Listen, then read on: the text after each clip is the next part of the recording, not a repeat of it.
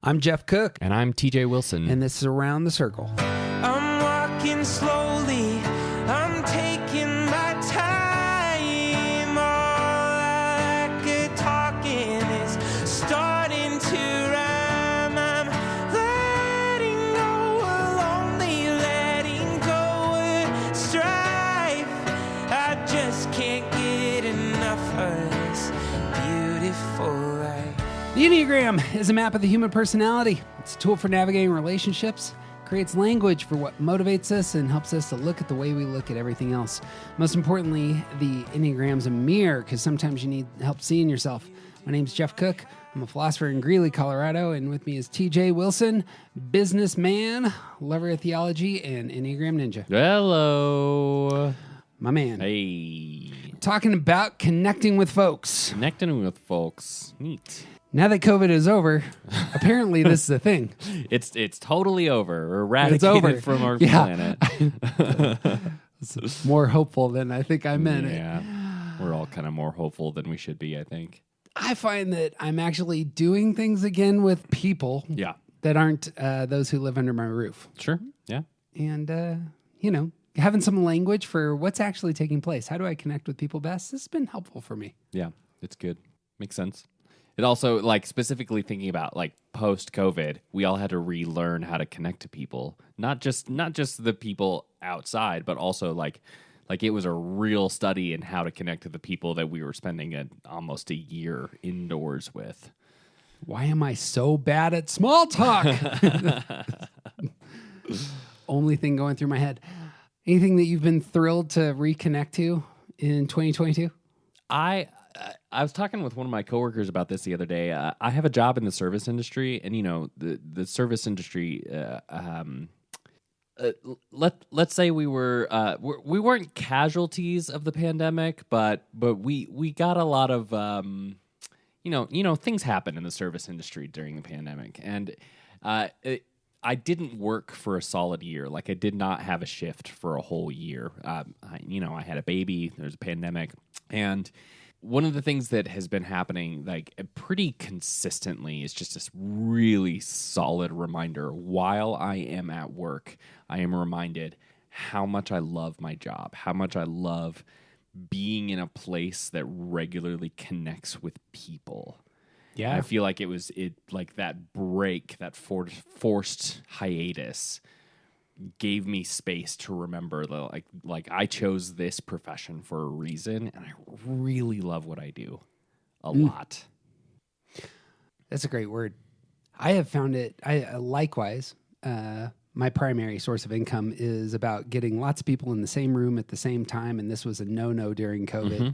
And I'm also the moral idealist that I am, have had such a difficult time getting my inner life back around the fact that we can get together again now without feeling some sort of gun shyness, as it were. Right. From multiple different angles, because you're considering several different perspectives in that conversation of is it okay or not? Yep. Yeah. As a Enneagram 1, this is not difficult for me to just think through these things and move past them quickly, of course. What are the rules you've internalized? These have no emotional effect. Right, yeah. Speaking of effect, our series is going to be some of the most important stuff that TJ and I have studied this year. For myself, the stuff that we're beginning with today has been on my mind in my notebooks for about 6 months. And things that both of us, we look at it, we're banging our heads against the wall going, this is very important and needs to be simplified. Yep. And so for the next 4 weeks, we're going to try to drive home some stuff that has been incredibly important to us and which just doesn't have a lot of literature yet. Right. We will talk about the literature here in a minute, but we are talking about how we connect to others and what we need from others in order to connect. So there's the things we offer and there's what we need in return. And so we did a series on love at the beginning of the year, and this is going to just build on that. So if you want, some footnotes, some bigger, broader ideas specifically with the people that you love. We did a lot of work early in 2022. But today, we're going to just talk kind of 30,000 feet up about a handful of topics. And I find these things real valuable. Yeah. Routinely say, this is me. When I look at this material, and especially where I have great relationships and where I have relationships that have hurt me and relationships that I really want to flourish but aren't, and just my presence in the world, the Enneagram for me in this space just is a mirror. It just gives me the mirror for saying, this is why you feel the way you are right now. Yeah. Yeah, when I look at a lot of this stuff, I think that this is how we understand Jeff. Not TJ or anybody else, but no, but we did a lot of this conversation in some of our relationship series, and we definitely at least dipped our toe into it in the love series, but the idea of how we connect, like this is one of the most fundamental things about what it is to be human and what it is to live in community and live in a house with other people and go to jobs and have relationships at school and have, like, we're all part of some kind of family, and whether that family is messed up or not, like a lot of them are, that's fine. Like this is part of all of that. This is part of how we interact with other humans. And it's really, really valuable to know, to start to understand, to start to see how things get messed up, how you keep banging your head against a wall because you're talking about one thing and the person that's across the table is talking about something else. And yeah, it's just super valuable stuff. I'm not sure there's anything more core to being a human being than our connection with other human beings. Like we're by our nature, we're relational animals. Right. And that even may transcend being an animal. It might be the case that you connect with God as well. And but connection, how you connect with other people, with God, even connecting with things like your dog, your job, your car, it's going to be all over the language we're going to use today. So This is an enormous topic. And so we know that we're painting with a broad brush, but lots of the language we're going to use again, in my experience, has been incredibly helpful. Now, we're not the first people to dive into this by any means. There's I want to just highlight two authors, Dr. David Daniels, who is a Stanford professor, and Chris Heuertz, who did a book, 6 years ago, that hit the material that we're doing. And the triad that we're looking at is affect groups, or what Daniels calls the harmony triad. Yeah. And I suppose Riso and Hudson, in their first book, what was it? Personality types. In personality types, they touch on harmony triads as well. Okay. So three authors kind of have some material on this. Sure. We have a take on this, and I feel like our stuff has advanced the ball quite a bit. So we're going to talk about where we're developing things, but there is a foundation laid. Any footnotes that need to be laid before we jump into our stuff? Yeah, Dr. David Daniels, I think, is the sort of pioneer in this area, and he's a Stanford psychology professor. Like this is a guy who studied the mind and human interaction, and a lot of this is based off of object relation theory, which is a thing about personality being formed in our youth. And there's like three main things that we develop as children, as infants, about relating to our primary caregivers. And we could get into the weeds on all of that, but there's a really important foundation that has to do with psychology on a different kind of level than the Enneagram that this is all based on, and it's object relation theory. I think it's really interesting. We're not going to talk about object relation theory a lot, but I think it is really important as a sort of foundation for this work. Yep. One set of writers say that all of modern psychology suggests there's three big universal emotions: attachment, rejection, and frustration. Yeah. And that's just core to who we are. So bringing in modern psychology, where does it overlap with the Enneagram? A lot of that's what we're going to be discussing. So Exactly. anyway, there's the academic footnotes for you nerds. Yep. For the rest of you, affect is about affection. Affect is about how we affect people. Get those things in your mind. Affection is about love. It's about relationships. It's about all of the emotions that go into love. Love isn't always happy. Sometimes we can be cut deeply by love when love isn't returned. And love, affection, affects us. And just giving language to how love affects us is incredibly important for us to be healthy people, because sometimes the way people love us really does either hurt us or raise us up or gives us grounding. We can feel disappointed. We can feel fulfilled. That's where we're going. Yeah. You got any footnotes before we jump in? Only thing I want to say there is to make sure that everyone knows that we're not talking specifically about romantic love. We're talking about all kinds of human interaction that involves some kind of care. Exactly right.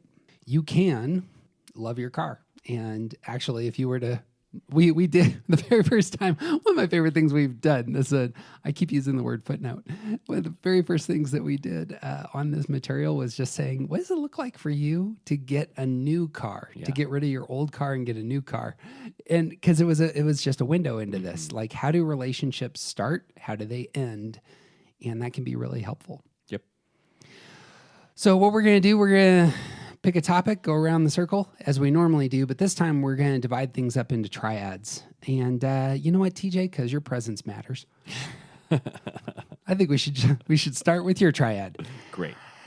So if you were to look at a harmony triad, or what we call affect groups, you would see 3 triangles. And the triangles would be 3, 6, 9, 2, 5, 8, and 1, 4, 7. And we'll unpack these as we go. But the 3, 6, 9 triad is often called the pragmatists. These are, what's skinny on pragmatists? These are the types that are associated with the attachment word in the 3 basic emotions, and these are types that they attach to things that work for their primary motive, and they detach from things that don't work. It's all about like finding ways to get the thing that I'm looking for in practical,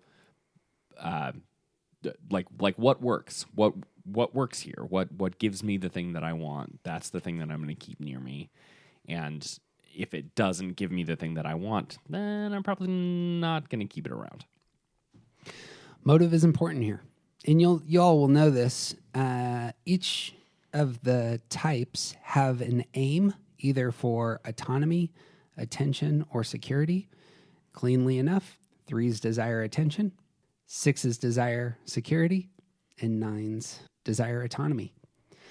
That comes out in relationships. Yep. 3s want attention, and they're going to attach. 6s want security, they're going to attach. 9s want control and autonomy, they're going to attach. The motive moves into how we connect with others. And that's worth naming. Right. One big thing that has hit us and has been in our language for a while now, but really needs to get emphasized, is that 3, 6s, and 9s are space creators. The way that 3, 6s, and 9s end up connecting to their world, to other human beings, even to their cars, ends up having to do with creating spaces. So you'll notice this in your relationship with 9s or as a 9. 9s are creating spaces for peace and calm, not only for themselves, but for everybody else. Right. And that is how their relationships often work. This is what I have to offer. I have the ability to see other people's perspectives as a 9. I have the ability to understand what are the things that are warring against our feelings of peace, naming them, moving away from them, getting everybody on the same page so that that harmony can emerge. Right. You'll notice that same kind of logic applies to 3s. 3s not only want to feel successful and gain attention from feeling successful, they commonly want the people closest to them to look successful, feel successful, and they're creating those sorts of spaces. We're all in this together. We're going to win together. lots of threes are athletes, and there ends up being that, let's win this championship together Right. kind of energy coming from threes. Right. Sixes, you will know, commonly have that language, the devil's advocate kind of language of, have we all considered this thing might go wrong? This thing might break. We really need to look out for these problems. Sixes not only want security for themselves, but in their relationship with the rest of the world are creating space for everybody to be safe. Right. And that space creation is really important to this triad. Right. Thoughts? Yeah, you can see that play out in a lot of the other language that we use to talk about threes, sixes, and nines. It's threes are wanting to be the most successful, and of course, like they want the whatever department they're a part of, the team, the group, the family. That is an extension of who they are. So obviously they want that to be the most successful too. And if they can create an environment where everyone else around me succeeds, then I will also be raised up. Like this plays out through each of these types. Nines want peace and harmony and for things to be calm. And in that, they also have to create an environment where everyone else can experience that calm. Because if you are calm, I'm calm, and it's great. And that extends to, like, we'll probably bring this up a lot, but like my staff, my shop, my coffee shop is an environment of calm, of peace, of like there's not a lot of conflict in our space because this is something that I'm creating for myself, and in order to create it for myself, everyone else has to be on board too. And the same thing with sixes. Like it's sixes are the type that are most likely to be thinking about the greater good. Like what's good for everybody? What does everybody need to be? What do we all need to do in order for all of us to be safe? And in that way, if everyone's safe, that obviously means I'm safe too. Give and take going on there, yeah? Yep. Yeah. The thing about this triad is there is a radar for, I'm offering the space, I'm offering the peace, success, the fidelity to others, but I expect that in return. Right. Absolutely. Threes will not stay in relationship with others that aren't keeping up and promoting the success of the crew. Right. Or at least they'll try and separate from them as much as possible. Right. Yeah. Threes hate the group project. Like everyone hates the group project where there's one person not pulling their weight. And by the way, I am that one person, totally guilty. I understand how bad that is, but threes hate me for that reason. Like they don't like the group project because that one person is bringing down the average. So if there's a way to separate from that one person or even the whole group, that is desirable because then they're not being held back. Disconnection will occur. Yeah. So too for nines. Nines who, the way that nines connect to the world is creating those spaces of peace and harmony. But if you are constantly a banging gong, if you're constantly bringing energy, which is, piercing and cutting, the nine will eventually move away from you. Yeah. Right. Absolutely. And like this is one of the things that actually has the highest potential of bringing out my aggression. Like I hate entering into conflict. I hate fighting with people. But like if you're messing up the peace in my space, I'll get into it with you. Like that's the place where I will say get out. And yeah, that doesn't come out naturally. I want it to be calm. And realistically, if you're disrupting my peace, and particularly if you're disrupting the peace of the space that I've created, it's a big no-no.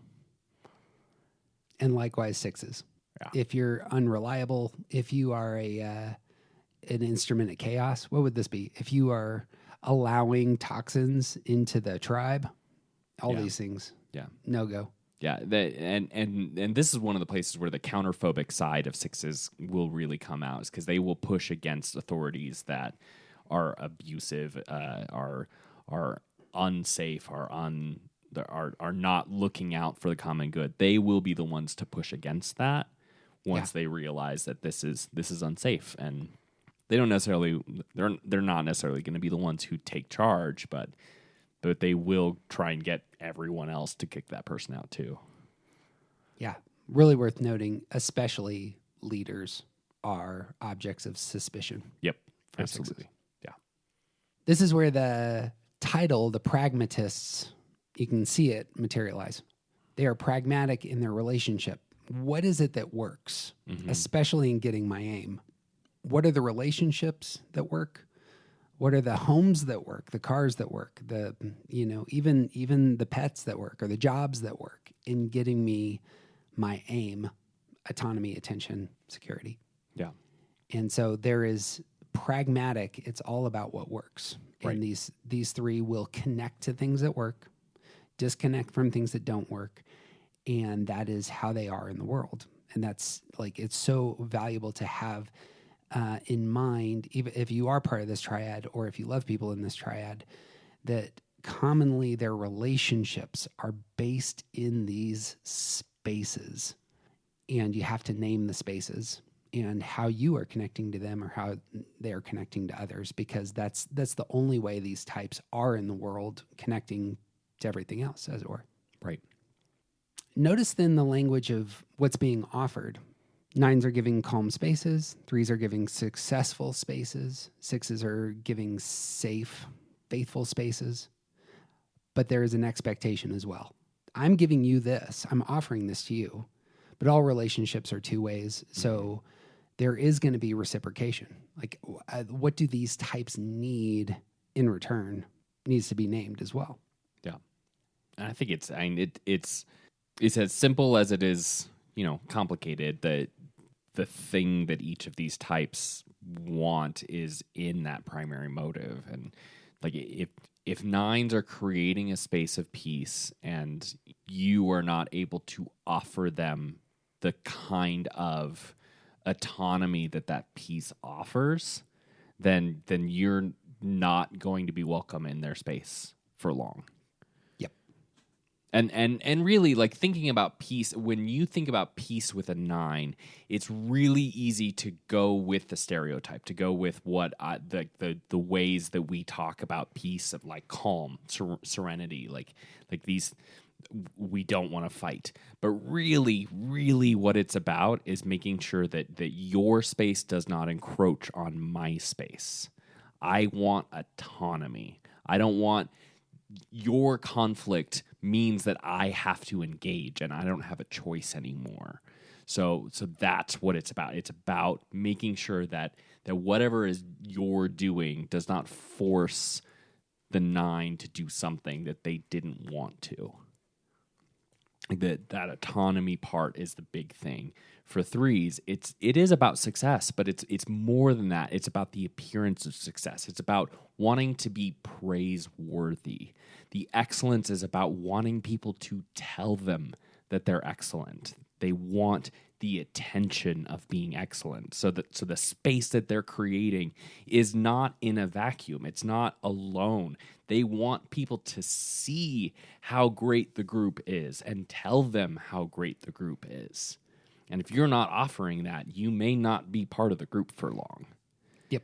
And 6s, like it's not just what is going to keep everyone safe. They need to feel like they are going to be secure, protected, taken care of. Like it's this deep level, like things are going to happen and we need to make sure that we are prepared for those things. And if you're not offering the kind of space and environment where they can talk about their fears and feel like they have this safe space, they have this environment in which they can prepare for all of the things that they are nervous about, like that is what they need. And if you aren't going to be able to offer that means if you're dismissive, if you're actively being unsafe, if you're not letting them do the work to prepare, that is also part of them feeling unsafe. So you may not be part of their circle anymore if you prevent that from happening. Gonna test whether or not you're faithful. Yeah. In some of the literature that surrounds Enneagram, you'll see books on love languages. And maybe it's not the identical kind of concept, but oftentimes we love other people the way we want to be loved. Mm-hmm. So on the opposite side, like I'm not a gift giver, but my wife is a gift giver. And so she will give gifts to say, this is how I'm showing you that I love you. And I expect you to give me gifts when you show me that I am loved, right? Right. So I've learned this love language. Yep. Perfect. Got it in my calendar, buying things, months ahead of time just in case. Yep. Did I screw up? Did I forget that it was a certain date? No problem. I got a closet full of somethings. Yeah, exactly. Similar here, I think, for each of the types, we want to be loved the way that we are loving others. Mm-hmm. And you can see it here that the 3 is seeking to create spaces where everybody feels successful. But if you do not give the 3 some messages of you are crushing it, you are doing so well in these spaces, these are the places you're winning. Yeah. That is what the 3 is offering that to others and longs for that in return. Right. And even more so, the fact that you have done this so well means I'm better for it. Mm-hmm. Like that level of including yourself in the success, that it's there's an inclusion level that like this is part of the creation of space, is that I want everyone else to be successful so that I am more successful, and within folded into that is the inclusion of both parties' version of what the thing is being created. For 3s, we're all better because you have done this so well. For 9s, we're all like, this is a place where I feel comfortable and good, and I don't want to leave this place because you have done such a good job of creating a calm environment. For 6s, we are all safer because you have done this. It's become blindingly obvious to me, especially for 8s and 9s, how much they respect my spaces. I never have to say it to 8s and 9s. Sure. It's incredibly intuitive that Yeah. no, that's your space. You get control over that thing. Yeah. And but with the other 2 triads, Yeah. it's different. Yep. Yeah, we get autonomy in ways that others don't. So the 9 offering you, look, that's your space. But why would I need to get into your space? Right. Things need to be, on the even keel. Yeah. I mean, you got your space, I got my space. Everything's copacetic. Yep. And that is how the 9 is loving you. Yep. And absolutely expects you to have the same posture towards them. Absolutely. Suzanne Stabile tells a story about her and her husband. She is a 2, he is a 9, and they're on a plane, and there's a gentleman who speaks Spanish, and Joe speaks Spanish, but Suzanne doesn't, and this gentleman is struggling with his overhead. He's struggling, and it's in Suzanne's mind that obviously Joe should be the one to get up and go translate and help take care of this situation. And for Joe, it's not part of his thing. Like this isn't his to do. He doesn't think that this is, and I every time I hear that story, I like the way that she tells it, but she's telling it from a very 2 perspective. That's exactly She is telling it from the perspective of someone who sees someone who needs help and assumes that other people see someone who needs help. Yep. And the 9 in me sees someone who is capable of asking for help, and I will not be inserting myself into their business because that is a total stranger, and it's not my place. And you wouldn't want somebody to insert themselves if you were having that struggle. Right. Exactly. Yeah. We love the way we want to be loved. Here's the thing. You can't get away from that. That's part of your wiring. Right. What's not part of your wiring is understanding this about the people in your life. So you might not be a 6, but you can understand the way 6s love and want to be loved, and you can meet them in that space. Or 9s. Yep. Or 3s in this matter. So I I love getting compliments maybe once every 3 weeks. Sure. That's plenty for me. This is not where my wife lives. Right. Every So 3 knowing minutes that- or so. Right? You got to just turn up the dial on that. Like it just the frequency needs to be a little bit more common. Right. Yeah, So you this is talked about the love languages, and Yeah. one of the fascinating things about the love languages is it like when you're studying the 4 love languages, there's the version of you that like this is how you want to receive it, and then there's another that this is how you want to give it. And there's something about within that conversation, there's something about teaching other people how you give and receive. And within this conversation as well, there has to be a recognition that, like, not only do we love differently, but we have to communicate to each other how not only how we naturally give, but also how we need to receive. Right. We build on that a bunch again in that love series that we did at the beginning of 2022.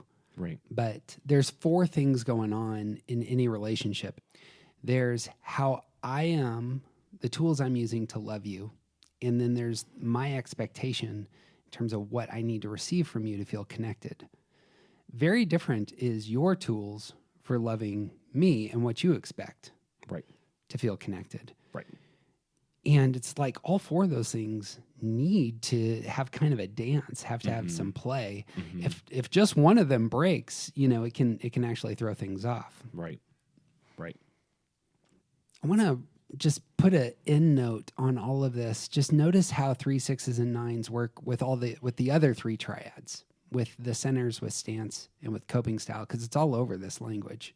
So to start with the 3s are going to take hold of attention. But how they come to the world then with their affect is about creating those spaces of success. Right. And those go hand in hand. Right. They want to feel like they have the attention of others. And the way that's coming into their relationships is these spaces. It's also how they solve problems. 3s are going to be focused on the goal. Shut down your emotions. Those get in the way. Those are a distraction. The goal is what matters. And notice how that also, in solving problems, is about how they're connecting with others. I'm creating these spaces for everybody. So what's the goal for all of us? Or what's the goal for myself? And in being in the world, looking for attention, being aggressive and assertive in getting it, solving problems with goals in mind, all of that informs how they're connecting with people and creating these spaces. Right. They're all of this is interwoven. Yeah. With itself, and we say it over and over again, the Enneagram is dynamic, and there's a ton of movement, and these things play into every other part in really interesting and puzzle-fitting kind of ways. That's it. Notice the 6s.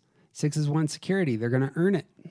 Going to have that stepping towards others kind of posture. They're going to earn it by being faithful, and they're going to solve problems as they're part of the emotional response triad. So they actually are going to try to get emotional reactions from those who are in their lives. Notice how that plays into them creating spaces. They're creating spaces for safety and communal faithfulness. And so pushing for emotional reactions allows them to understand whether or not they're creating the space. Right. Have they earned it yet? Right. It's not just about seatbelt, but it's also about, are you going to wear your seatbelts? And it's not just about the physical things that keep them safe. It's not walls and security cameras. It's also like, are the people inside the walls safe? And part of that has to do with how do they emotionally react? Do they understand where I'm coming from? Do they listen when I tell them that I feel unsafe? That's all part of it. And lastly, the 9s. 9s are going to withdraw for control. Going to withdraw to feel this sense of peace. Going to solve problems with an optimistic attitude. That optimistic attitude and creating spaces where everybody feels at peace, just hand in hand. Right. Right. You know? Yep. Somebody comes to the table, says all these things are breaking, and the 9 speaks up. You know what? This isn't a problem right now. It's going to be fine. It's going to be fine. Notice that that is about the space. Yeah. It's about the atmosphere that the 9 is creating for everybody in that moment. Yep. And like tying back into autonomy, it like I have created this space, and if this isn't what you want, that's totally fine. You can go somewhere else, and I'm happy to have you go somewhere else. Let's let this be what it is, and let your thing be what it is out there. Like that aspect of like 9 seeing two sides, and like that all of it plays together. Yep. Notice there's the disconnection. Like the 9 will step out of the relationship at that point. Yep. Because again, the space matters, and it's a pragmatic relationship at some level. Right. This will be different. Let me put a special note on this. This is probably different for many of us, or at least the standard's a lot higher for our kids, or perhaps people we've really made a commitment to. Sure. You know, if your kid is routinely creating conflict, that's going to be a place the 9 healthy 9s are going to it's going to press. Engage. You're going to have to figure something out. Right. I suppose the thing that we name as this is the thing that's hardest for me in my relationships is going to be all over the language of what we're covering here. So Yeah, for sure. I know I've shared this story before, but you know, one of our children was really having problems in middle school, the middle school that my wife worked at. Mm-hmm. There was one instance in which an entire classroom had to be emptied because one of my children was being violent. Mm-hmm. And that news was all over the school. Naturally. You cannot get away from that. And Right. my wife longing for our family to look successful, to be part of the tribe that looks successful. It's just that was in my memory. That's the hardest point of her, time as a parent was that season. And so, like, what counts as a really hard time is going to be all over this language. Right. And I think it's like that touches on a complexity that's involved in this. Like it's not just the parent relationship that's interacting there, but it's also the success of the family unit, the success of the child, the appearance of success of the mother, but also the appearance of success of how well the school handles that situation, and is the work that you're doing. Like, is this the type of work that I can point at to say, look at how well they handled this situation with my neurodivergent child? Like it all of it plays together in a desire to make sure that this is the most functional, successful looking space that I can claim as like, look at how great my school did this thing for my child. And if any part of that isn't working, it's gonna become a problem. Yeah. That's a good view into the heart of a 3. The reframing is clearly the move. Yep. But there are times where the reframing doesn't work. Right. Where really in intimate moments, it's a crushing. And we've talked about this with 3s, 7s, and 8s. When true failure happens, you're not able to be strong. You're not able to keep moving. You're not able to appear successful. Those are the significant moments. Right. Disconnection. Just real important to name that in terms of how these 3 types connect and disconnect, how those relationships are formed. Brings us to the next triad. This next triad, I find of all the Enneagram, this is the part I've had the hardest time understanding. And so I just want to put a special footnote on this point for 2s, 5s, and 8s. This is the place that I'm desperately trying to get into your mindset here.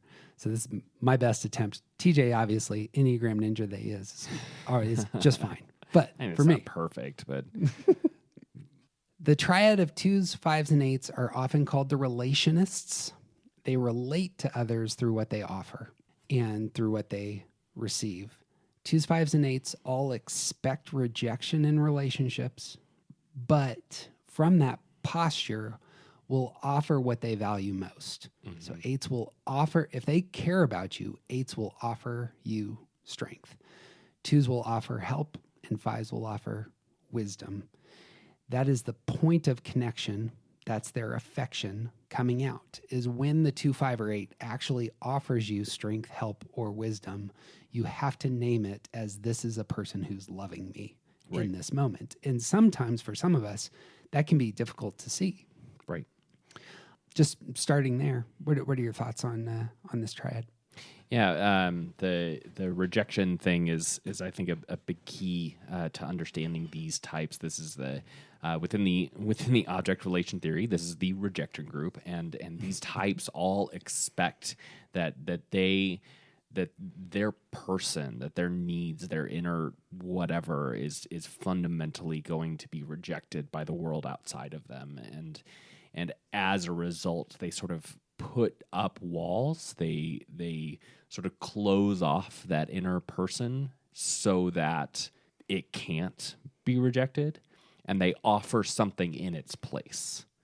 And so like 2s who want attention, who want to be loved, who want to be taken care of, who want to know that they have worth, because they expect to be rejected, they offer help. They offer care. They offer taking care of you before you even are able to ask. They offer whatever they can so that you will be drawn into the person that they expect to be rejected. 5s offer their understanding. They are very private people, and they don't want to share a lot of what they have. And they have a very limited amount of energy to be able to interact with the world. It's a specific, finite amount, and once it's gone, it's gone. And so the thing that they offer is their own version of how the world works, their perspective on what's available. And they hope that you will see something that helps make more sense of the world, so that everyone is a little bit more safe or knowledgeable moving forward. And 8s expect to be rejected, expect to be expect to be betrayed, expect that people do not have their best interest in mind, and so they put up a wall around that inner sanctum, and they offer a projection of strength. They offer the ability to lead, to take control, to be in charge of their own destiny, and they offer that as an example. They offer that as their own, like this. They offer it because this is what they want, and they offer the incredible amount of energy and strength they have to you to help you become the type of person that can take care of themselves as well. 2 quick footnotes here. This has been a hard lesson for me to learn, is that I have a hard time receiving the wisdom from my youngest child. I have a hard time receiving the strength from my oldest child. Sure. Partially because I'm a university professor. I know a lot of stuff that my high schooler is trying to teach me about the thing. And one that I am, I just want to say, oh, and have you considered these other 12 things? Right. But I'm not receiving the wisdom they have in that moment. Yeah. And that has been a huge challenge for me. Yeah. To see knowledge coming from my 5 child as them loving me. Yeah. Or from my 8 child. I'm a grown-ass man. I find a lot of my value in what I accomplish.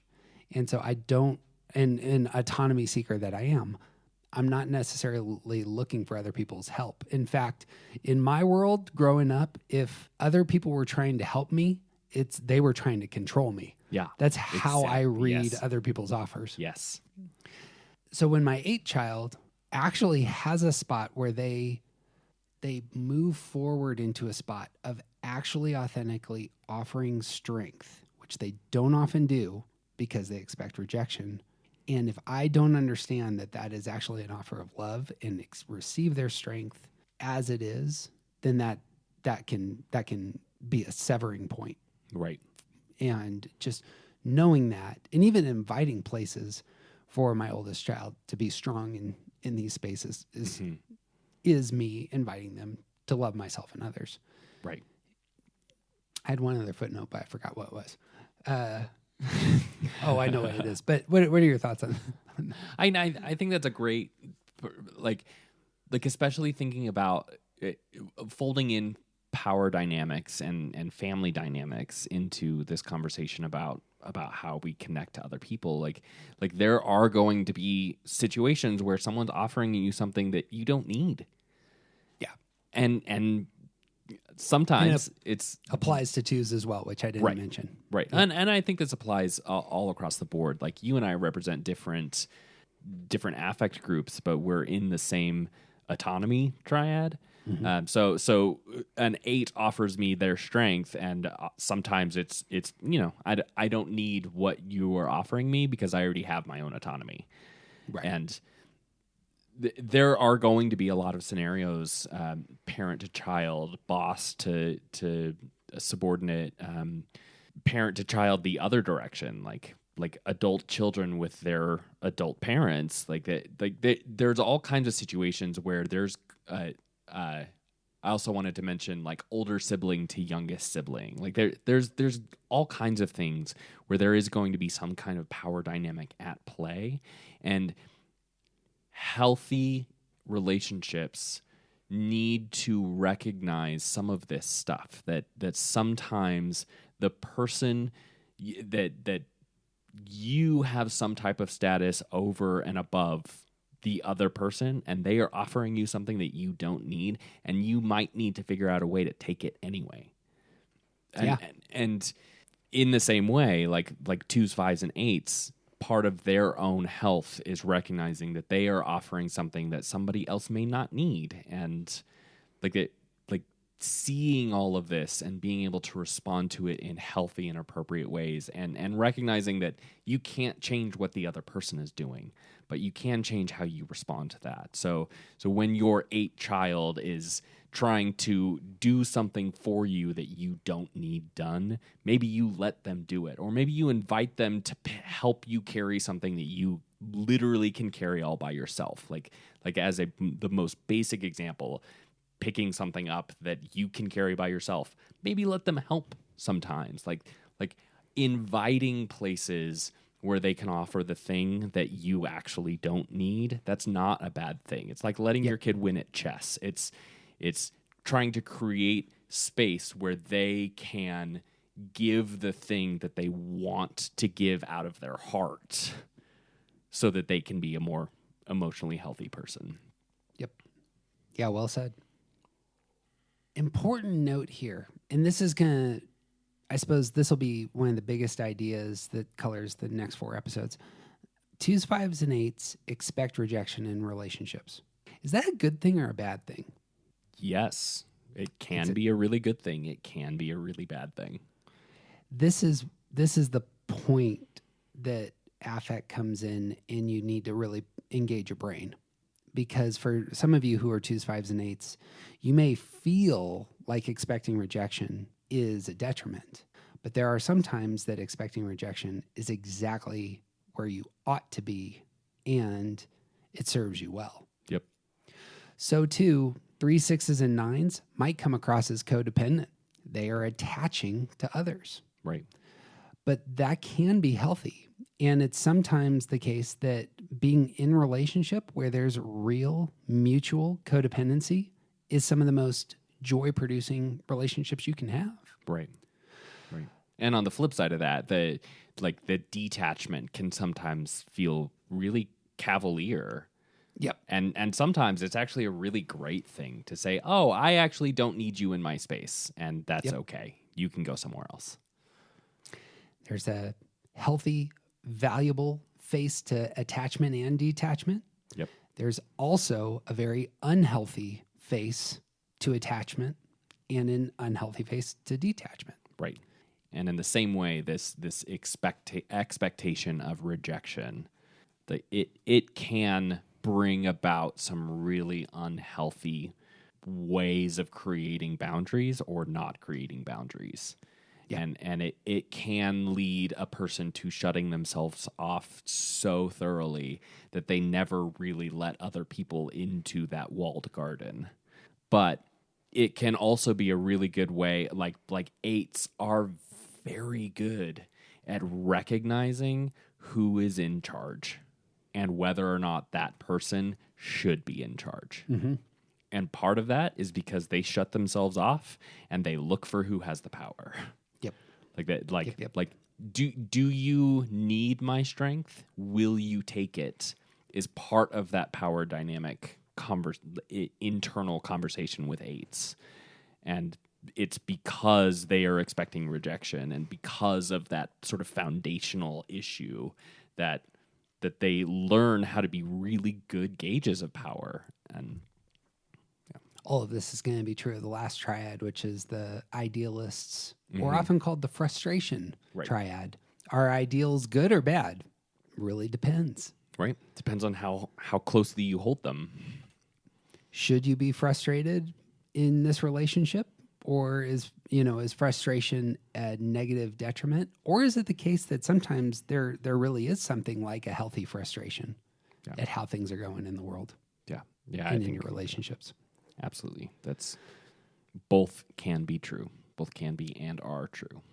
The linchpin for all of our conversations coming up about how we connect with the world after we set it up here is going to be, what does it look like when we get hurt by the people in our lives or when we lack their love? Because the good or bad, is this healthy, unhealthy? It really comes in at that point. Yep. Is when we're not receiving the love we desire or not connecting in clean ways that come out of our motive and our type. And so we need to do a lot of work on that. And that's where we're going to go. So 2s, 5s, and 8s, where that first triad we looked at, create spaces. 2s, 5s, and 8s are all about offering. And it's really worth naming that in terms of their love language.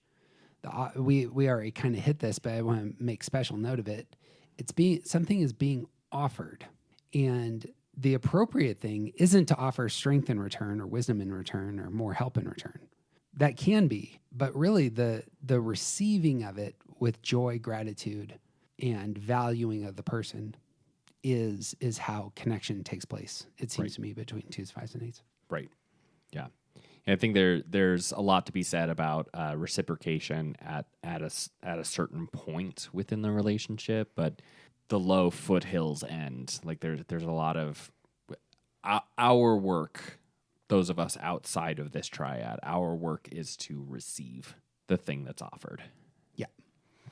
For 3s, 6s, and 9s, it's almost like you elevate their gift. You elevate the excellence. Right. You want to get on board that train and contribute to the space. Yep. Elevate the peace. Elevate the safety. Yep. Not so this triad.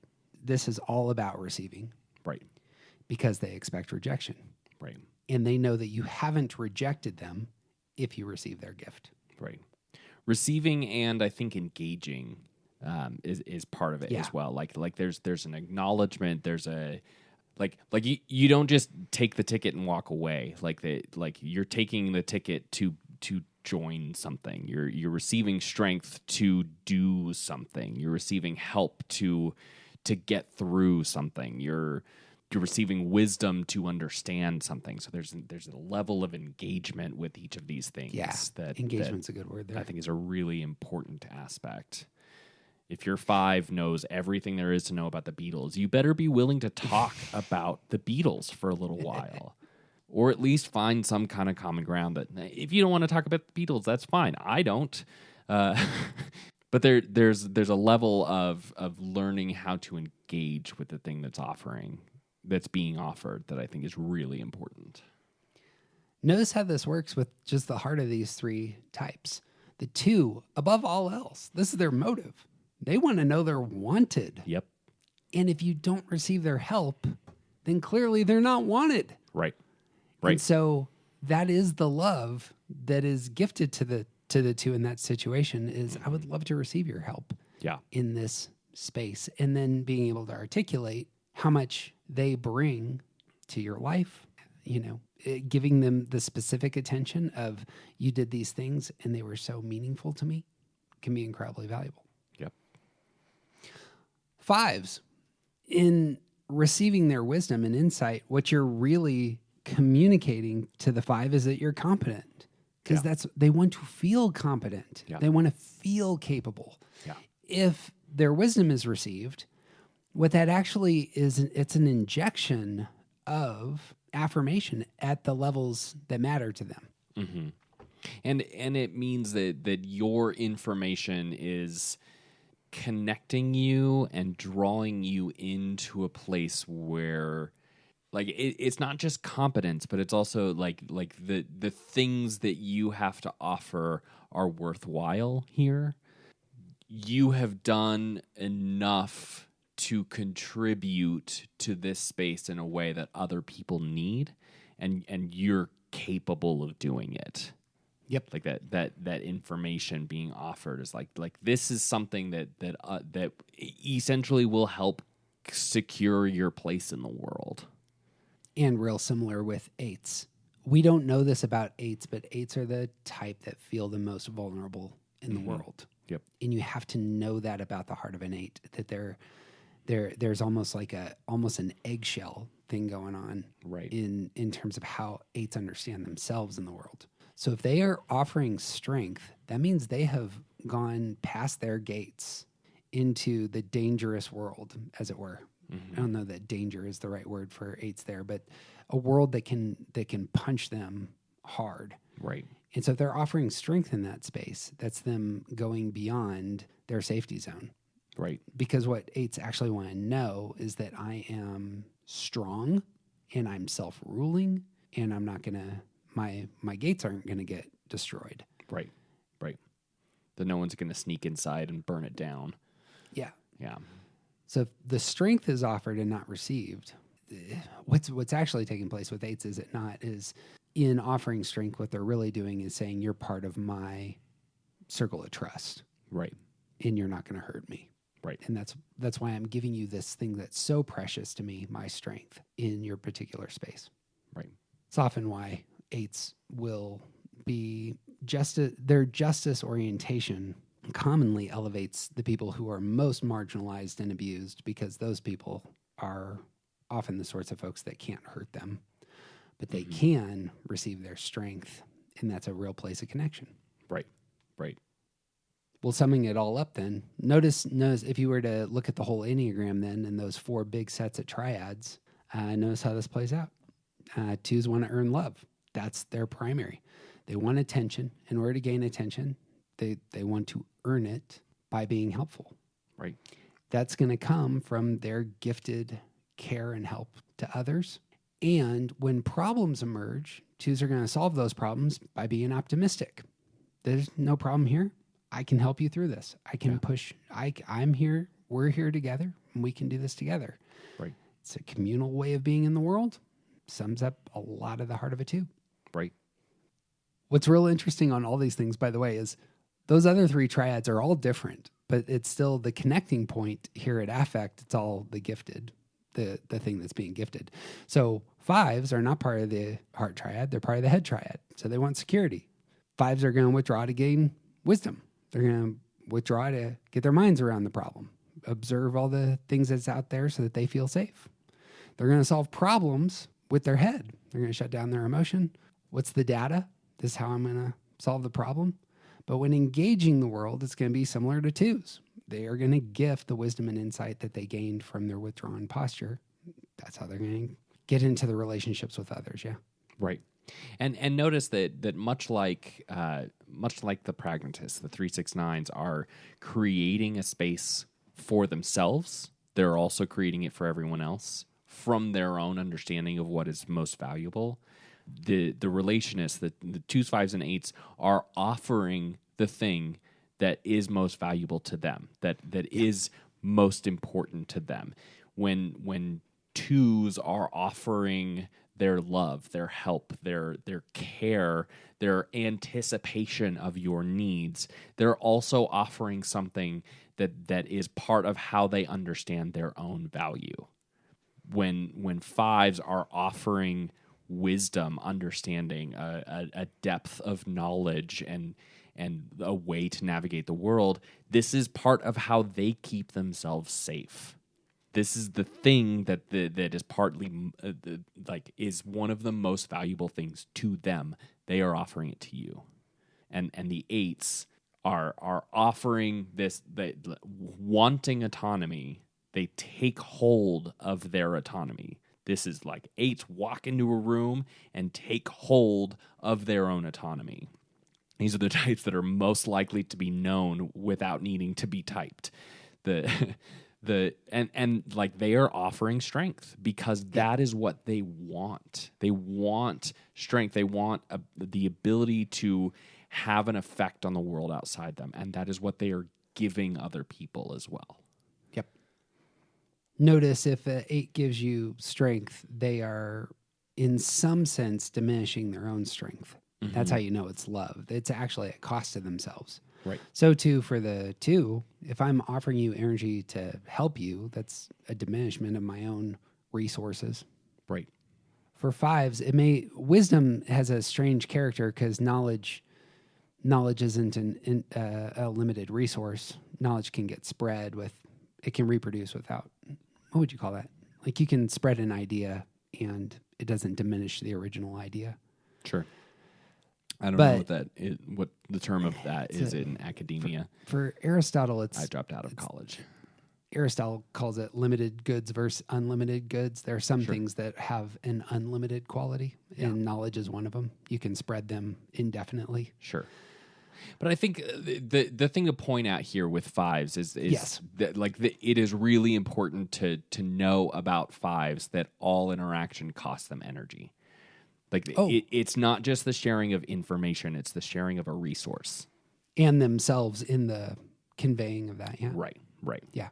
And if I give you this piece of information, you're now going to be able to do whatever you want with it. Right. There's also exposure that takes place. If the 5 is sharing something, in some ways that's revealing information about themselves. Mm-hmm. And it may be the case, like if, say I'm the United States government, I'm sharing nuclear technology with France, that knowledge actually could come back to bite me. Right. Right. Who knew the French wanted to take over Manhattan, But now they got nuclear weapons, something like that. It can be the case that knowledge shared could be weaponized. Right. And so it really is love and trust that's going into that. That's a bad way to put that. I think perhaps even more so, the 5 sharing their insights about friendship or romance is actually at the same time giving the listener information about their own hearts. Right. Right. Well, and I think it works. Like thinking about the practicality of the U.S. sharing nuclear information with France. It's offering a level of trust. It's saying I expect that you aren't going to use this information to take over Manhattan. It's saying I trust you to a level where I think you can handle this information. Right. And will help you to better yourself. And also, a little bit more about me simply from the fact that I know this. Mm-hmm. Like this is an insight into what I care about because I have this information in the first place. Yeah. Exposure. Yep. And that exposure in my mind in this space is about intimacy. Mm-hmm. I can't get any information out of my youngest child about the folks who they are romantically interested in. Sure. That's not about them. That's about exposure. It's about comfort there. It's about feeling vulnerable. It's about, I'm sure it's about a lot of things. I probably need to think about this more. Well, you also have to factor in the teenager aspect. Yeah. And they're, yeah. I'm going to share your it with all your teenagers friends. and telling you who they're dating. Interesting. Last triad is the idealists, or some people will call this the frustration triad. Or the frustrated idealists. Yeah. The negative for this triad just overwhelms the positive. Everybody else looks at us as just frustrated. Especially ones. I'm sorry, ones. That's a perspective thing, my friend. You're reading that. You're reading the situation this- as a frustrated idealist. I'm just talking about the literature. It looks like there's the attachment sort, there's the relationist, then there's the frustrated. No, there's the attachment sort, the rejection group. Oh, and the that's right. frustration group. You're actually in the middle. There is, we haven't said this, but there is like a positive spin on all the names. Yep. And a negative spin on all the names. Correct. Of pragmatists, idealists, relationists. These are all positive. It's great. Yeah. Frustration, attachers, Yeah. rejection group. I forgot about that. Expect rejection. 1s, 4s, and 7s. So these sorts, the affect, the way that these sorts, 1s, 4s, and 7s, tell you they love you is they're going to pull you into the spaces that matter most to them. Right. Into their romantic vision, into their adventures, into their their work towards improving the world. Right. That's how they say I love you. Right. Yeah, there's an element of like I see the world in a way I see how it could be. I see how things should be. Like there's some type of like over there that we can get to. And these types, the idealists, are pulling us into that. I like the idea of the over there. Yeah, it's the what could be, what should be movement. A lot of movement in this sort. Yeah. So in other podcasts, we've called this set kites. 'Cause Yeah. it's almost like there's like where our ideals are flying high, and there's the image of pulling, and is the sail going to take you someplace? Right. Come sail away, come sail away. Come sail away with me. You got to listen to some Styx on this one. It's a great 7 song for the idealists. Let's take these in turn. Let's start with the 4s. 4s are going to pull. It's one of the few places that there's a lot of energy from 4s. Because 4s normally are going to withdraw to get a sense of their own emotional life, get themselves kind of introspectively grounded. But when it comes to connecting with others, they have a romantic vision. And if you connect with a 4, oftentimes the movement is they are pulling you into seeing the beauties, the kaleidoscopic beauties of the world the way they do. Here's how everything has a place. Here's my place in it. Here's your place in it. And notice how I have, carved out this spot for us, which is one of the better spots, or beautiful spots, as it were. Right. I also want to say, like, I'll talk about this with each of these 3 types, but I think this triad is perhaps one of my favorite ways to sort of think about the dominant intelligence center. Because 4s, within thinking about idealism and the way that these types are pulling us into some kind of vision, I think that 1s have a vision about the physical world, and 4s have a vision about the emotional life. Yep. And 7s have a vision about the mental understanding. Yep. And in this way, 4s is not just pulling people into their vision of beauty, but it's also like 4s don't like normal. They don't like mundane. They want to experience the high, like the happiest version of happy, the saddest version of sad, because that the depth represented there is what's real and what's meaningful and beautiful, and this is how they understand their place in the universe. And in that pulling us into it, they want the depth. They don't want to have small talk conversations. They like, is God dead? That's like they want to go to the depthiest places, because that's where the most beautiful things live. And that can be sad, that can be happy, that can be like across the spectrum.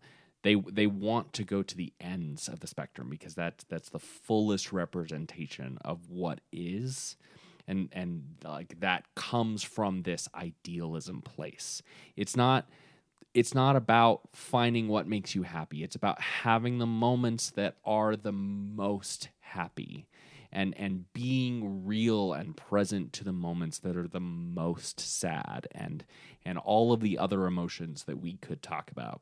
the idealism represented here has so much to do with the emotional life and the experiences, the way that we experience the world emotionally. Things that don't have weight are boring. Mm-hmm. Want some stuff that has significance. Yep. And even if it's really, really dark, at least it's significant. Right. Absolutely. And you can see this playing out with the emotional life of relationships. Like I think this is a big part of where we talk about the push pull with Fords. This is a big part of where that lives. Is because when you're close, I have this ideal vision of how our relationship is supposed to be, and I actually get to see the kind of boring stuff. The fact that you put the toothbrush in the wrong place, or like these things that aren't perfect, aren't representative of my ideal vision. So I actually am not interested anymore because it's normal and boring. And so I push you away. And now that you're away, I can draw in some more of that idealism. It's like the grass is always greener over there. Yep. Yeah. On the flip side, the 4 is also the one that can, in the words of the poet, can look in the icebox and devour the peaches that are so cold. And it's on one side, it's very average, but on another side, they're able to see the beauties here. Yeah. I'm butchering William Carlos Williams there, but there's... I have no idea what you're talking about, so continue. Google... Something about frozen peaches? There's a famous poem. 4s that are creators that might be able to... I mean, I would assume that Van Gogh is a 4. Sure. And here is a plaza at night, and I'm gonna paint it with some oils, but bringing forth the colors and beauties there. Mm-hmm. Who would have realized that just this scene of this evening actually had these everlasting depths to them? Right. And draws each of us, like this is one of the things about why we talk about so many 4s being in fine arts, is because it's not just that someone like Van Gogh is painting Starry Night. It's not just that they want to give these things. Like I am deeply moved by Rembrandt's paintings, and I am absolutely no kind of artist. Like I can't do art because my brain doesn't work that way. But when I see something like a Rembrandt, I'm drawn into Rembrandt's vision. When I listen to the Moonlight Sonata by Beethoven, I'm filled with this sort of sad longing that is expressed through this music that teaches me something about the beauty of the universe. Mm-hmm. that I don't have normal access to myself. The perfect way to say that. And the pulling nature of that needs to get named. Yep. Sometimes I know in my own life, sometimes 4s are trying to pull me into places and I don't necessarily want to go. Mm-hmm. Control obsessed one that I am. But that is the 4 saying, this is how I care about you. Right. I'm pulling you into this thing that I really find such high value in. We may talk about this movie in the future, but one of my favorite 4s on film is Remy from Ratatouille, who, again, average things. I have found this piece of cheese and this strawberry in the trash. Yep. But they are actually beautiful. Yeah. And the first thing he does is eat one, eat the other. There's a combination, and then he tries to pull his brother into the experience to see the world and experience the flavors of the world that he does. Yep.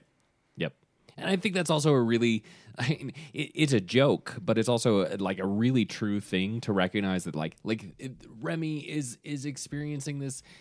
We talk about a lot of cartoons. Remy is experiencing this explosion of flavor, and like the way they animators draw in his like there's fireworks and there's swirling and there's something magical happening. When you try this cheese and this strawberry together, it combines and creates something greater than the sum of the parts. And his brother tries it and it's like, yeah, it's cheese and a strawberry. And like the truth is, 4s see the world in a certain way, and a lot of other types don't. Yep. And so the rest of us need to acknowledge and see and give space, give importance to the way that fours see the world. And fours need to know that some people don't care. Yeah. And there's nothing wrong with that. But when somebody does care and can see the world the same way you see the world, Jump that's on what it. can- Notice how that movie ends with one of the top scenes in all of animation. Remy takes something very average. It's a peasant dish and offers that ratatouille to the food critic, who One of the most judgmental people on the planet. immediately notice it shocks them back into the past. Yep. Notice the four language there. Yeah. And it's all of us, and the experience is colored of this average thing with all these layers of beauty. Anyway, it's crushing. It's crushing how beautiful that scene is. But just Brad Bird winning. I'm shocked that we've spent this much time on fours. We kind of flew through everybody. Sevens. Sevens are also going to pull. In fact, this, for those of us who love sevens, we feel this all the time of the seven saying, here's the thing that I want to go do with you. If they love you, they're going to try and pull you into the thing. Right. And realistically, they're going to try to pull anyone into the thing that's willing to go with them. And they're going to go regardless of whether someone goes with them or not. But like this is part of love. This is part of their human interaction. Is they want to draw people into. They want to have they want to live the good life, and they want to draw other people into the good life with them. Because what's the how much better is sharing? We use the ice cream analogy all the time. What's better than 1 scoop of ice cream? 2 scoops of ice cream. What's better than 2 scoops of ice cream? 2 scoops of ice cream with a friend. That's great. Right. Pulling into the experience of the 2 scoops of ice cream. You know what you're not thinking about when you have 2 scoops of ice cream with a friend? Sadness. Childhood trauma, all That the is pain. correct. These aren't on our agenda. Right. We're going to consume something else. Yep. And if the seven invites you into enjoying the ice cream, clearly they're pulling you out of your own melancholy, perhaps, or the places that may be traumatic. And we have not done a sufficient job, I think, yet of talking about attention and autonomy and security with this grouping yet. So just real quick, fours, like all of that, all of the focus on what we're feeling, all of the like highest highs, lowest lows, all of that is attention. All of it is about like the wanting to feel significance. It's all about attention. And for fours more than the others, it can often be about my own attention on myself. Yeah, if I think on the high side, if the 4 communicates this is the beauties and significance I see in the world. If you're able to see those same things, what's really happening is you're able to see me. Yep. Exactly. Because I'm connected somehow through in the vision of the world. Yeah. I have meaning because you can see me. Sevens then are security seekers. Right. And the security is by outrunning all the trauma, all the melancholy. Right. If this place represents danger, then over there represents safety. Yep. Come with me. Yep. We'll do it together. Yep. It's gonna be great.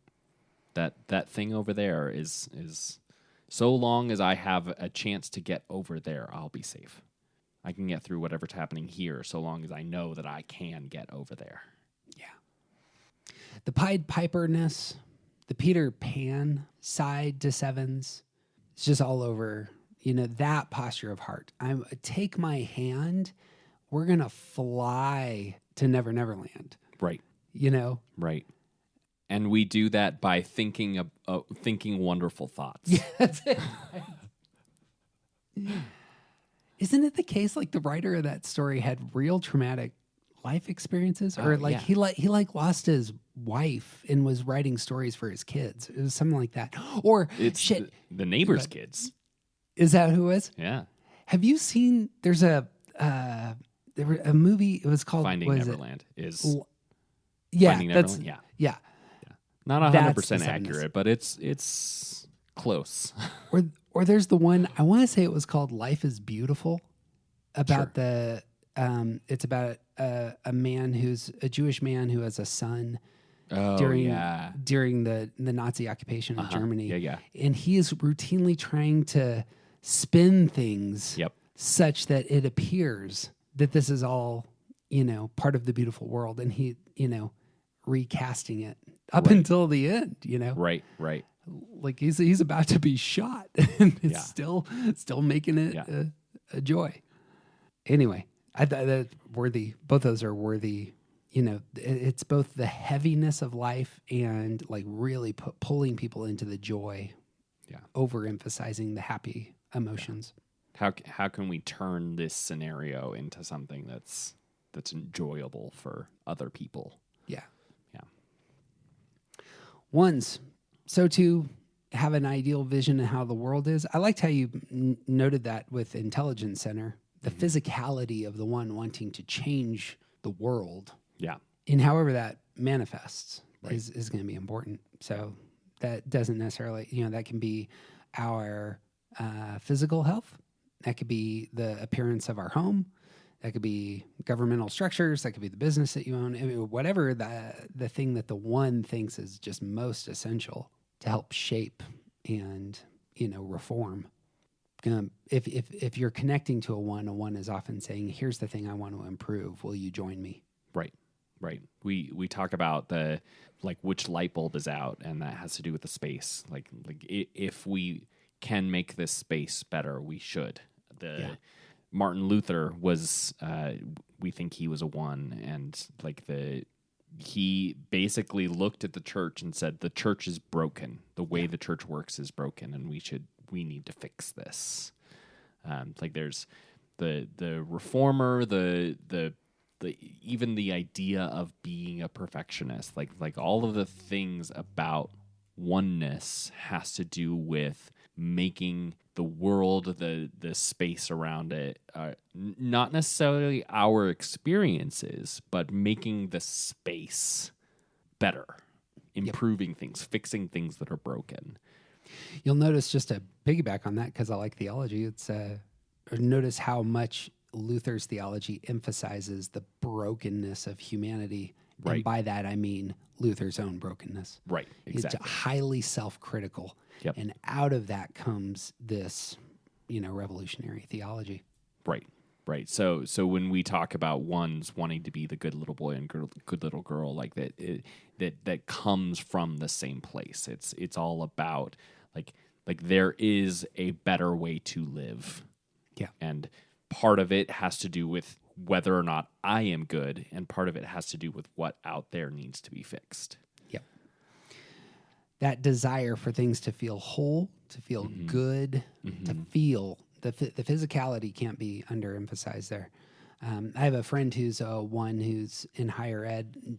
His field of study as a historian, he studies the athletic movements of the 70s and 80s of what happened in American culture to get, people running marathons and the rest. But he himself is marathon obsessed and has run, I think he's run a marathon in every state now. And he's trying to run a marathon in, countless different countries. This is kind of his ambition. Sure. His connection to his wife is very much around their running. And he's pulling her into that activity, that habit.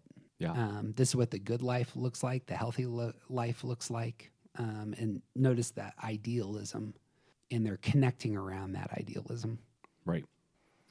I want to draw special attention to something having to do with the point that you just made about your friend in higher ed who is a one, who studies the history of movement, of athletic movements in the 70s and 80s, and is really big into marathons. I don't know who this...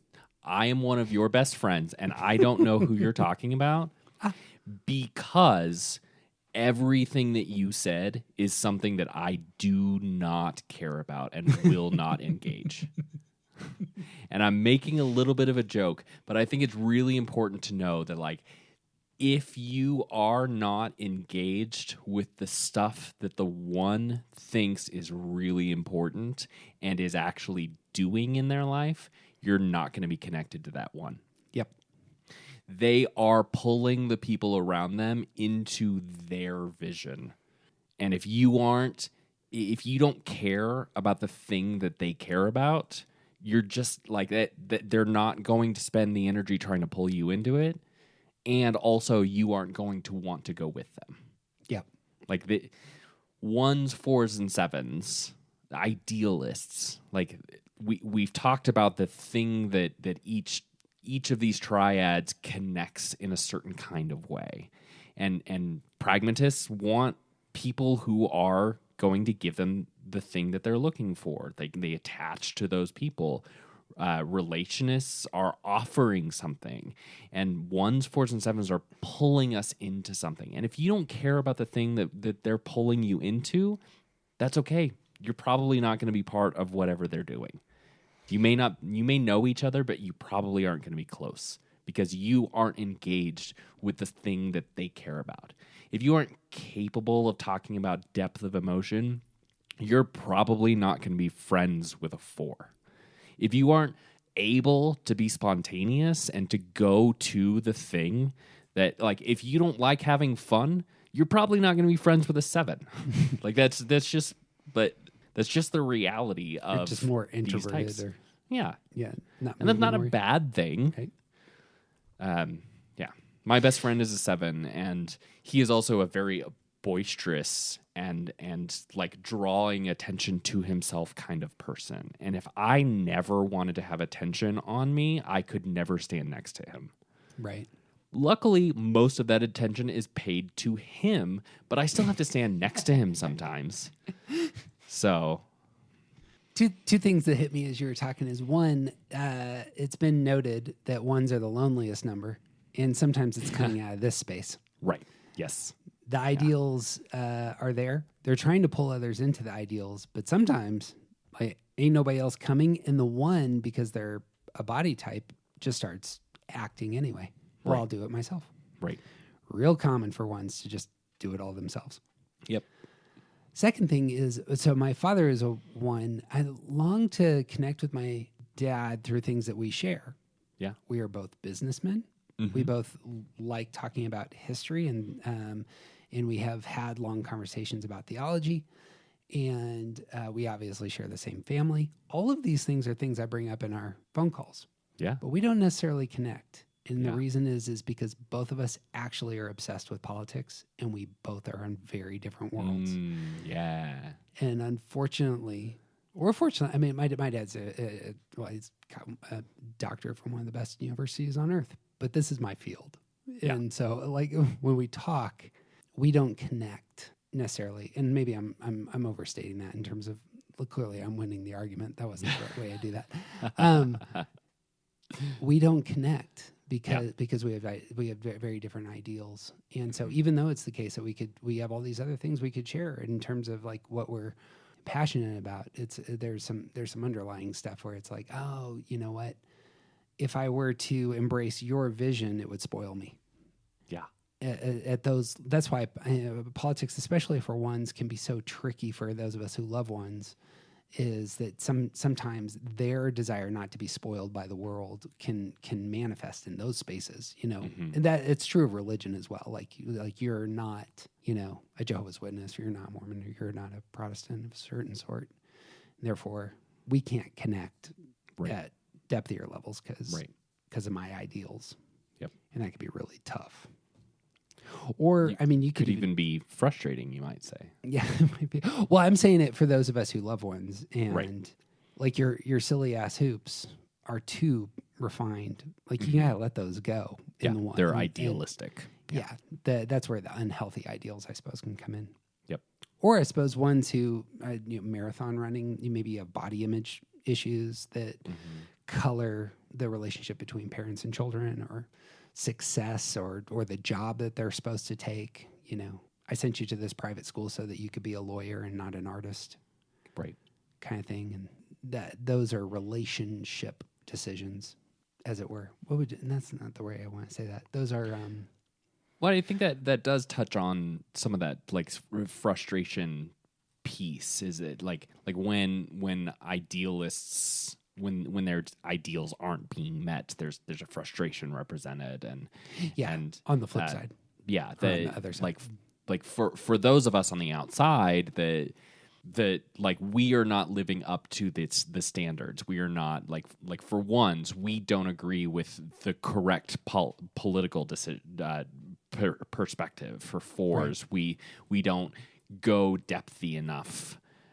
For sevens, we don't care enough about getting more or going over there. We want to stay here and get the work. Like there's a frustration for those types that may cause tension, that may cause some type of break, that may prevent real connection, because these types have an idealistic vision, and we should at least be moving toward that. And if you don't care about that, how can you not care? Like how dare you not take life seriously enough to care about doing these things this way, the way that I see how it should be?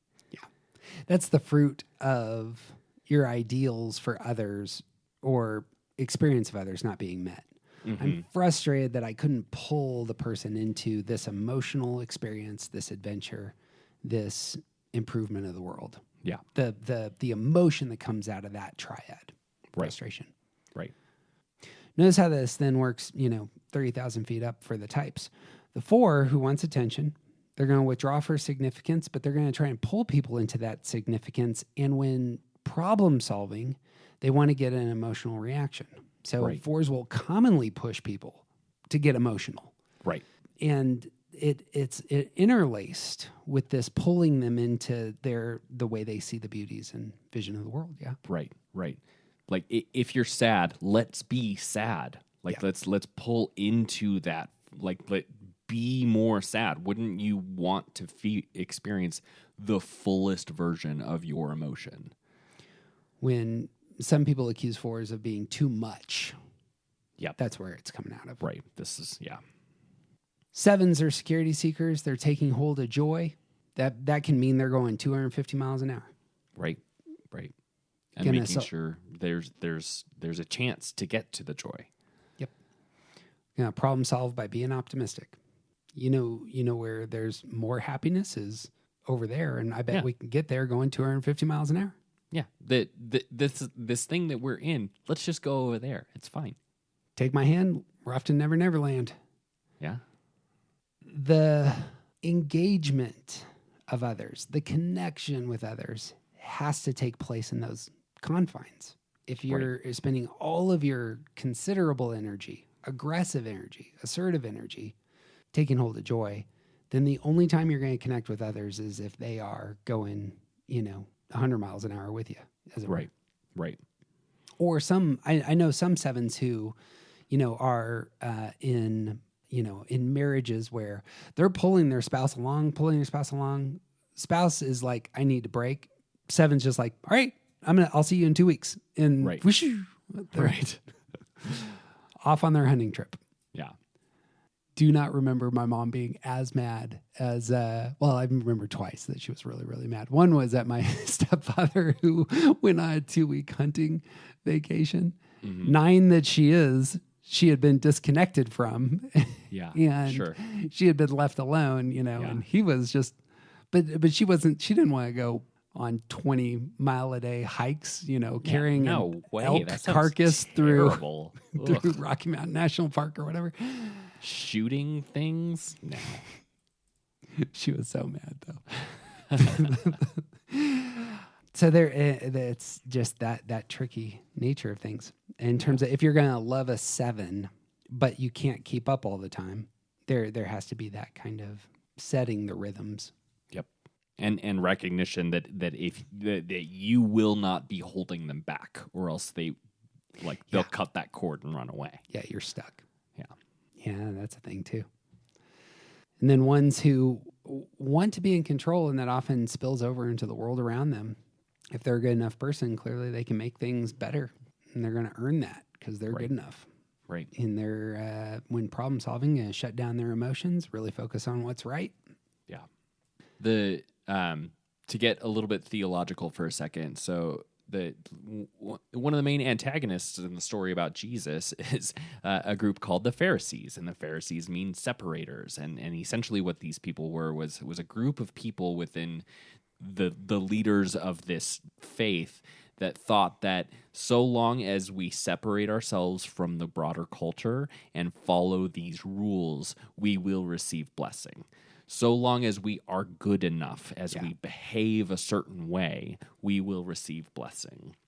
And like drawing the comparison between like what we understand about ones and this sort of like understanding of Pharisees. Like there's this idea that so long as we behave a certain way, so long as we earn our place by being good, we will have the kind of life that we should have. Yeah. It's even, to push it slightly there, Pharisees who are part of an occupied people, the Roman government, the Roman military machine has taken over their country. They think if only when they're good enough will God come and rescue their land. And give us our autonomy back. Yeah. So the fact that you all are perverts, the fact that you guys are screwing things up, you're making it so that God's not going to advocate on our behalf. Right. And that creates this light bulb is out.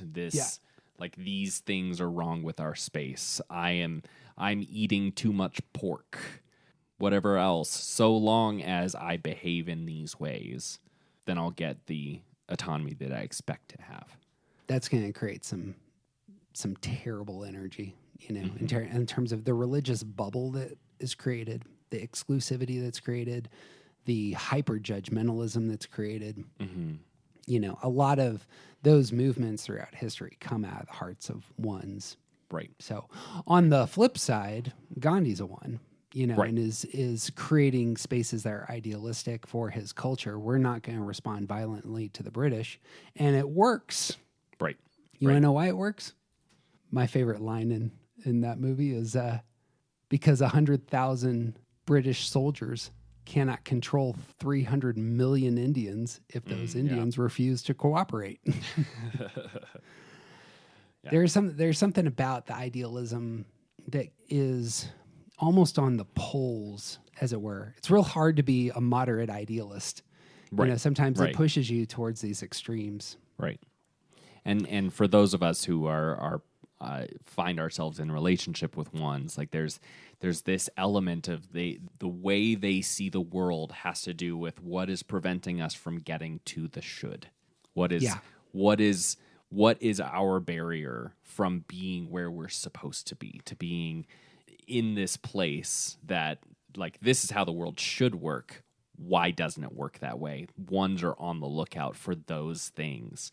And that includes you. That includes them. That includes like whatever part of our house isn't right. Whatever part of our finances or our job or our car or our kids or like what work we're doing that's preventing where my money is invested that's preventing me from being a whole person or preventing the world from working the way it's supposed to be. Like this is how they see the world, and you are constantly being invited into making the world a little bit better. I suppose we didn't talk about the love language side of this, but notice how this works. Like on one side, there is embracing the ideals of the 147, connecting with them in terms of they're pulling you and you go with them. Yep. Sometimes, and I can speak authoritatively on this front, sometimes loving the idealists is telling them when they're going too far, and bringing some moderation to their approach to life. Right. Like telling the 4s you're going too hard here. The 7s you're going too hard. The 1 you're going too hard. Yeah. That is something that those types actually do need and is a deep sign of affection. Right. So, but it's also it has to be paired with relationship. Like that information does more damage from strangers than it does from someone who has proven that they are on board with some of the idealism. So like 4s wanting to be seen, 7s wanting to make sure they have opportunity, not wanting to be stuck, 1s wanting to be good, wanting to make things better. If you have already proven that you see them, that you are going to give them space, that you are going to be part of the improvement. Like, you have more authority over being able to say, hey, this isn't as important as you think it is. You have more. If fours know that you see them, that you have been with them in the trenches and some of the stuff that they've gone through, that you can handle the too muchness, then it's easier for you to say, hey, you're being too much right now. That's a great word. I hadn't thought about that. I think that's entirely right. You need a relational platform to, if you're going to call out another's idealism. Otherwise, they can get defensive real quick. Right, because they're pulling you into a bigger world, and if they don't know that you're willing to go with them, then they also won't know when you are showing them a clearer path, if you will. That's a depthier level. The idealism is so depthy that you're going to filter all critiques through it. Right. You're just not significant enough. You just don't see the world in the beautiful way I do. You don't see the world as it should be. You just want to be stuck here. Yep. That's worthwhile. That's what I got. I suppose I can set up next time, but you got anything else on this introduction to affect groups? I love the dynamism involved here. I love seeing how these things all, like, we've done so much work to talk about some of the other stuff, the Intelligence Center. We've talked so much about stance. We've talked so much about coping style, and we have talked a lot about affect. And I just love when we get these spaces where we get to see all of those interacting. We get to see the dance of our personalities in these aspects really moving around and shuffling and flipping, and like the ways that these all play together, and how clear it is that there is a really healthy way to engage these parts of ourselves, and there's a really unhealthy way to not be aware of it, to be asleep, to ignore these things that are foundational about how we interact with the world. Like, it's so easy to ignore the fact that I draw things into me that give me a sense of peace, and I can really easily just forget things that don't. And that's to my detriment if I'm not paying attention to it. It's a good word. Two big things I want to pitch for us moving forward, because this is going to perhaps be one of the most interactive series that we've done. First, we are meeting every other week through October and November on this topic, and would love to have you. Go to aroundthecircle.org. There will be links. Just look for, on the main page, just look for the links that have you sign up for meeting with us. We meet on Zoom on Sundays. We're going to start on October 9th, and this will be our topic, is how do we connect with others? What does it look like to overcome and wrestle with loss and hurt? And what does it look like to do the healthy side of frustration or detachment or, expecting rejection? All those are very discussable. And if you've been with us in the past online, you'll know, just very filled with conversation, lots of interactions. We get a chance to hear from all the types, and we would love to have you. So if you don't have anybody in your life that you're talking to about Enneagram stuff and want to jump into a sphere where other people are informed, and you can either be, you can be a wallflower, or you can be very engaged with your own story. Both those are options here. But we'll start that on October 9th, and it'll go through the first week of December. Second big thing is, I suppose, what I had just kicked out. Next time, we're going to hit one of the most important topics that I've learned this year, and it's about lack. You connect with the world, idealistically, or through what you offer, or through the spaces you create. What does it look like when you don't feel the connection back?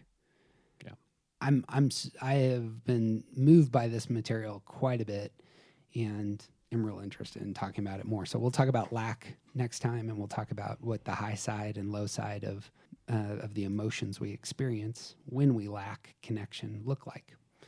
So that's what I got. Well, friends, like always, you know what we need more of, TJ? Maps. Naps and stars. You go take a nap. Our listeners are going to give us some stars. But brother, guess what? Our listeners have stepped up.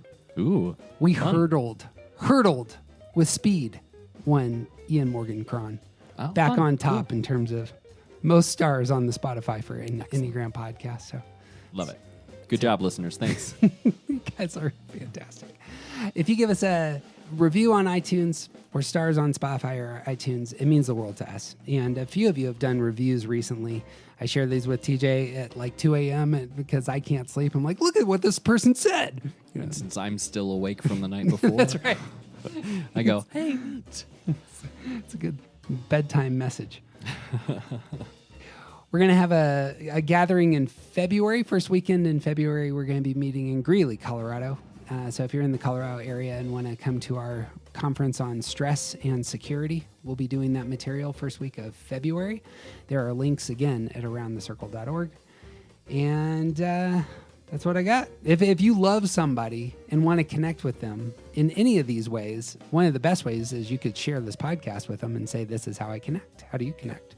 Have language around that. So share this with somebody that you love. And that's what I got. You got anything else? I got nothing, man. He's TJ Wilson. He's going to go take a nap. I'm Jeff Cook. I'm going to go watch the Broncos. Oh, yeah. Sports is happening. Sports ball time. If you're not into sports ball, that's just fine because who you aren't isn't interesting.